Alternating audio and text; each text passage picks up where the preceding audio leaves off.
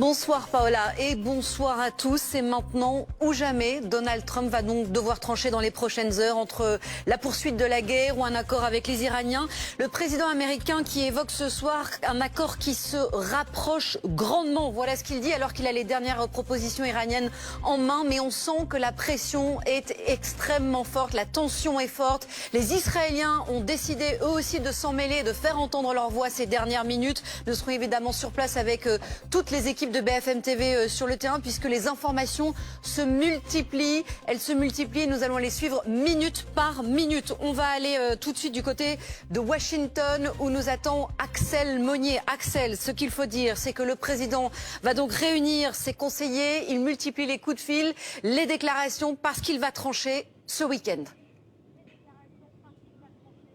La pression est forte, les avis divergent et c'est donc lui qui va devoir trancher.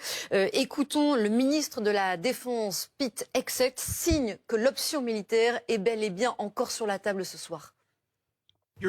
Mais cet après, il semble encore loin ce soir, puisque c'est 50-50, c'est le président américain qui le dit lui-même, un accord ou la guerre, les avis sont partagés autour de Donald Trump, la pression est extrêmement forte, il va trancher dans les heures qui viennent, les Israéliens ont eux aussi décidé de mettre la pression, les réactions s'enchaînent, les informations se multiplient et nous allons vous les donner évidemment minute par minute, grâce notamment aux équipes de BFM TV sur le terrain. On se retrouve dans quelques secondes, juste après une toute petite pause. À tout de suite.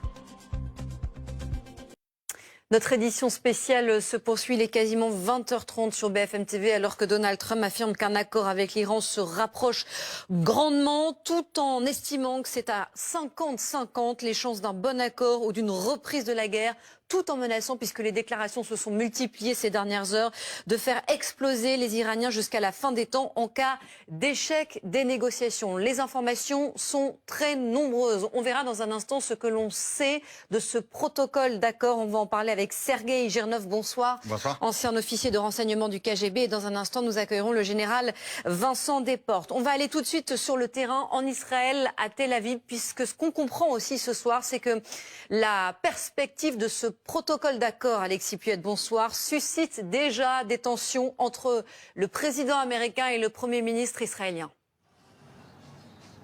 Et vous ne croyez pas si bien dire, regardez ce dernier clip de la propagande iranienne avec les Legos, encore une fois instrumentalisés, qui revient justement sur ces événements annulés par le président américain ce week-end, clip diffusé il y a quelques heures. Autre message qui a été diffusé par l'un des plus proche conseiller de Donald Trump, cette vidéo postée aujourd'hui, musique à l'appui avec la musique que vous connaissez sûrement de The Verve. Écoutez et regardez. Il y en a un qui le dit, c'est le Premier ministre israélien. Cette perspective d'un protocole d'accord est en train de susciter des tensions entre le président américain et le Premier ministre israélien. Et ça, c'est un élément important des prochaines heures. Et nous serons à Tel Aviv dans un instant, juste après la pause. À tout de suite.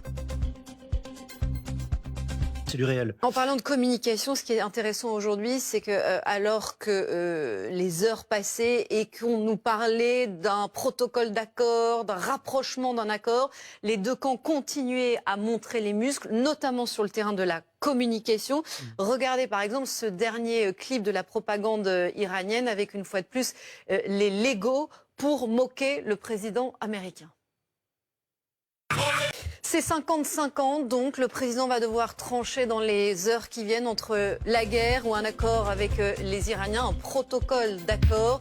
Le président américain qui est à la Maison-Blanche au moment où l'on se parle, les réactions sont nombreuses, les informations se multiplient et vous allez continuer à les vivre évidemment avec Anne Seften et Dominique Tenza. Merci à tous les cinq et je vous retrouve demain soir, 20h. Belle soirée sur BFM.